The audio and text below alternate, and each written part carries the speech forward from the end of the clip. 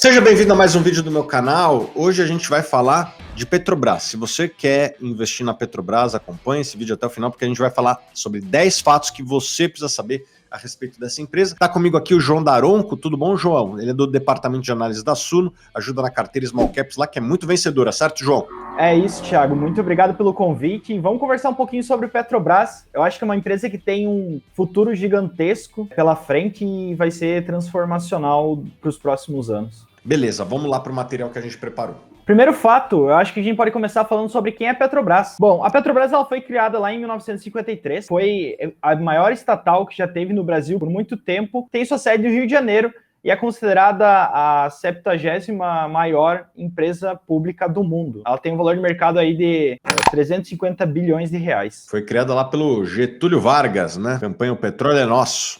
Perto da época da Vale até, né? Quando o Getúlio Vargas tomou a Vale da iniciativa privada, um pouquinho depois foi criada a Petrobras. É isso aí. E o segundo fato, João, qual que é? A gente vai falar sobre a linha do tempo. Então, o segundo fato tem a ver com a linha do tempo. A gente já comentou sobre a sua fundação. Em 1997, começou uma competição com algumas petroleiras estrangeiras. Em 2001, a companhia ela recebeu autorização para poder explorar a Bacia de Santos, que foi uma gigantesca bacia. E ali foi encontrado o primeiro poço de pré-sal. Eu acho que o pré-sal é um grande divisor de águas para a companhia, tá? Porque o pré-sal ela traz muito mais recurso, então ela tem lá a reserva dela gigantesca, aumentou muito a reserva, e o lifting cost do pré-sal, ele é muito mais baixo do que o offshore ou até mesmo um onshore. Então acho que é um game changer da companhia lá na Bacia de Santos. Em 2002 teve a compra da segunda maior petroleira da Argentina e em 2007 foi o descobrimento do primeiro poço de pré-sal na costa brasileira. É isso aí. O terceiro fato que você precisa saber é sobre os resultados da Petrobras. Os resultados ao longo dos últimos anos, eles não foram dos melhores, mas agora eu acho que vem para valer, né, João? É isso. A gente sempre fala que quem compra ações não está comprando olhando para o passado, né? Está comprando olhando para o futuro. Eu acho que o futuro da Petrobras ele vai ser muito antagônico com o que foi o passado. Quando a gente pega lá 2015, 2016, a companhia sofreu muito e mesmo com todo o roubo que teve, corrupção e todos os projetos mal geridos, a companhia conseguia dar algum lucro. Então imagina essa companhia bem gerida. Eu acho que a gente está vivendo um momento que a gente nunca viu as estatais dando tanto lucro e a Petrobras é um bom exemplo disso, né? O lucro reportado no último trimestre foi espetacular. É isso aí. E eu acredito que tiveram uma série de mudanças estruturais na governança da empresa, tanto na parte de conselho para aprovação de investimentos, como também na questão da política de preços, né? Coisas que já foram testadas, inclusive. Eu fiz uma gravação com um conselheiro da Petrobras recentemente, que ele falou das modernizações que aconteceram na empresa ao longo dos últimos 5 anos, e eu acredito que essas mudanças são profundas, relevantes e permanentes, e isso tem, de certa forma, garantido esse resultado expressivo que a empresa teve no último trimestre, 40 bilhões de reais, um anúncio de dividendo gigantesco, né, um dividendo que vai ser recorde para a empresa e um dividend yield muito interessante para o investidor que gosta de renda. Que até surpreendeu o mercado, né? Ninguém esperava, acho, um dividendo tão alto. A cotação disparou no dia que ele foi anunciado. E aí, para contrabalancear um pouco, a gente traz o quarto fato que você tem que saber antes de investir em Petrobras, que são os riscos. Então, acho que, como qualquer empresa de commodity, o principal risco é ligado à variação dos preços das commodities. Então, durante o ano passado, durante maio de 2020, a gente viu o preço do Brent cair para $20 o barril. Isso impacta muito companhias de commodity. O segundo tem a ver com intervenções do governo, como o Thiago já mencionou. Eu acho que a companhia ela tem se blindado quanto a isso, mas ainda assim existe um risco. E o terceiro é a questão do seu histórico de problemáticas governamentais, tanto questão de corrupção, quanto questão de investimentos mal feitos e até a questão de controle de preços, né? É isso aí. Como eu disse, eu acredito que boa parte dessa questão de governança, mais especificamente mal gestão do governo, está limitada no momento e de maneira permanente. Eu acho que o grande risco aqui são contratações de mais pessoas do que a empresa precisa, né? Eu acho que dos erros do passado, corrupção, hoje a gente tem uma governança muito mais clara, né? Canais de denúncia que funcionam, é um conselho muito mais forte e ativo que não vai deixar acontecerem investimentos como foram feitos no passado, é uma questão da política de preço que é lei, né? O governo não pode chegar e simplesmente botar na conta da Petrobras. Essa lei já foi inclusive testada na greve dos caminhoneiros. Então acho que muito dos erros do passado, eles já foram superados na Petrobras, né? Aquela história, um raio não cai duas vezes no mesmo lugar.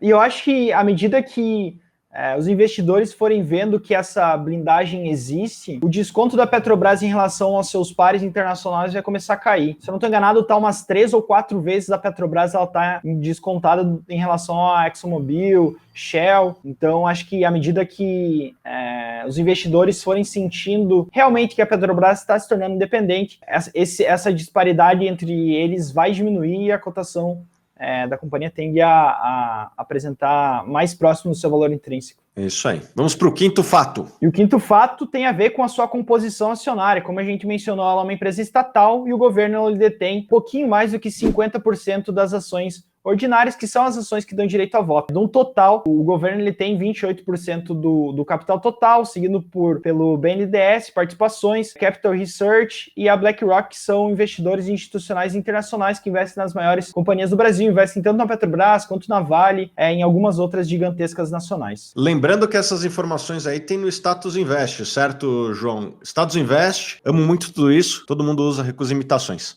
Eu sou assinante bull lá do Status Invest, ferramenta sensacional, não vivo sem hoje em dia. Bom, o sexto fato tem a ver com seus dividendos, a gente já comentou sobre os dividendos records. No passado, ela foi uma companhia não tão estável em dividendos, tá? Então teve períodos que ela distribuiu bons dividendos, teve período que ela dava prejuízo e aí não distribuiu dividendos. Eu acredito que daqui para frente, a projeção para os próximos 12 meses é 8,5% de dividend yield, um ótimo dividend yield. Eu acredito que daqui para frente a companhia ela deva distribuir bons dividendos.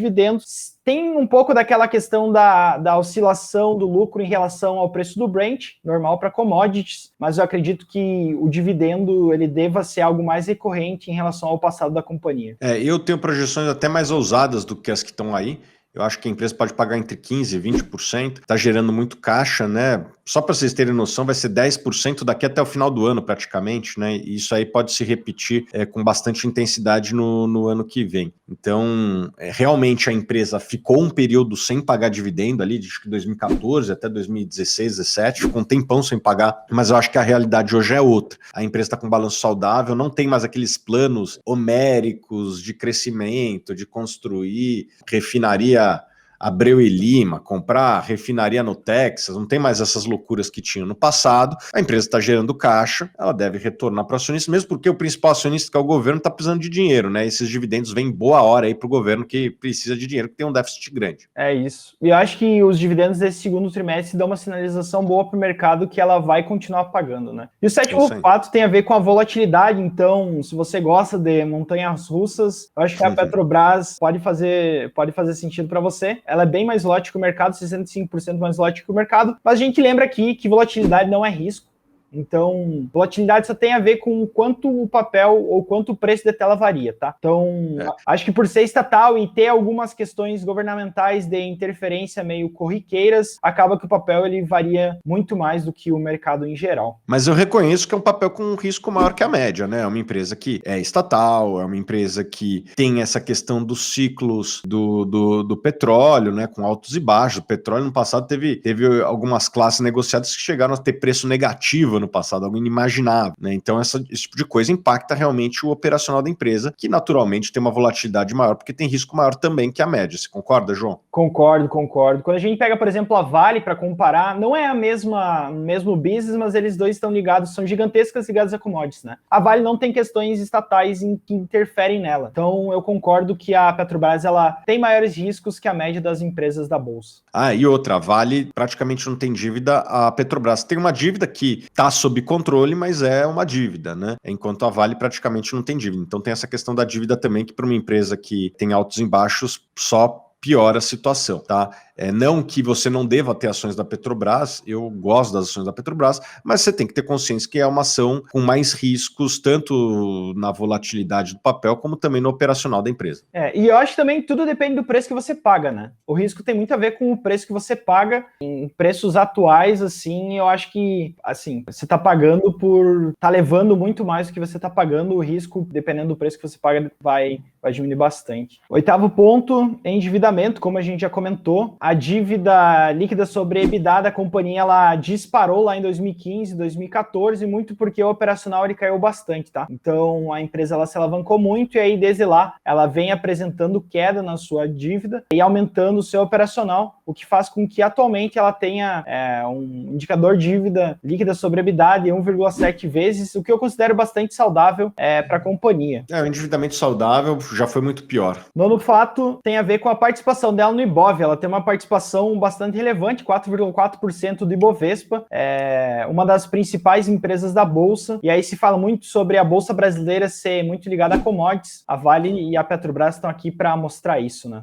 Lembrando que essa participação de Petri 4 tem também a Petri 3. Se somar as duas, praticamente dobra aí esse valor. É uma empresa muito representativa no índice Bovespa. E aí, por fim, o último fato, a eficiência. A margem dela, eu gosto bastante de olhar a margem líquida, porque dá para ver bastante bem a evolução da companhia desde 2015 até hoje, né? Tem a questão do Brent, o Brent melhorou bastante, 2021 está sendo um ano muito bom para o preço do Brent, hoje a gente está na casa de $70. Ano passado, na mesma época, a gente estaria aí em 40, então está quase 2 vezes, mas a companhia vem mostrando melhoras de eficiência e melhora o seu desempenho. Tanto é que a margem EBITDA também, histórica, ela vem crescendo consistentemente ano após ano. Eu até prefiro, João, você falou que gosta da margem líquida, eu acho que ela tem seu valor, mas eu, no caso de Petrobras, eu até prefiro analisar a margem operacional ou a margem EBITDA. Por quê? Porque muitas vezes o resultado financeiro vem poluído, entre aspas, da marcação a mercado da dívida em dólar, né? Isso aí pode atrapalhar um pouco a análise do investidor, então eu prefiro analisar a margem operacional ou a margem EBITDA, mas eu reconheço que tem valor também a margem líquida. Não, concordo. Tanto essa questão da marcação das dívidas em dólar foi o que impactou muito em 2020, né? O dólar disparou, tiveram que fazer algumas marcações a mercado, ela reportou alguns prejuízos não contábeis ou não caixas, o que fez com que a margem líquida do ano ficasse bastante abaixo do normal, né? Vamos lá, o que eu acho da ação da Petrobras? Eu acredito que a empresa passou por um processo de saneamento, né? Não comete mais os erros do passado de investimentos ruins, de política de preço de gasolina e diesel que não são compatíveis com uma empresa que foque em eficiência operacional, uma empresa muito mais limpa em termos de corrupção, né? Tanto é que o que não falta hoje é holofotes em cima da empresa e não tem mais aquelas denúncias que existiam no passado, né? E é uma empresa com balanço muito mais sólido do que já foi, né? A dívida da Petrobras já foi a maior dívida corporativa do mundo, né? A empresa que mais devia no mundo era a Petrobras. A empresa tem conseguido reduzir a dívida, acho que a dívida hoje está num patamar extremamente razoável e por conta disso tem apresentado resultados operacionais muito bons que têm se transformado em dividendos. Então eu acredito que é uma ação mais arriscada que a média porque tem ainda um pouco dessa questão estatal, vai ter eleição, vai ter turbulência, etc. E tem também a questão do próprio preço do petróleo, que é volátil, mas eu acho que tem espaço na carteira de cada um, daí que você calibra no tamanho do risco que você aguenta, mas é uma empresa que deve pagar bons dividendos aí nos próximos meses, então para quem gosta de dividendos, eu acho que merece um pedacinho da sua carteira as ações da Petrobras. Então é isso, pessoal, espero que vocês tenham gostado desse vídeo, muito obrigado, João, espero contar mais vezes com você aqui, tá? E se você gostou desse vídeo, já dá aquele joinha, se inscreve no canal e a gente se vê nos próximos vídeos.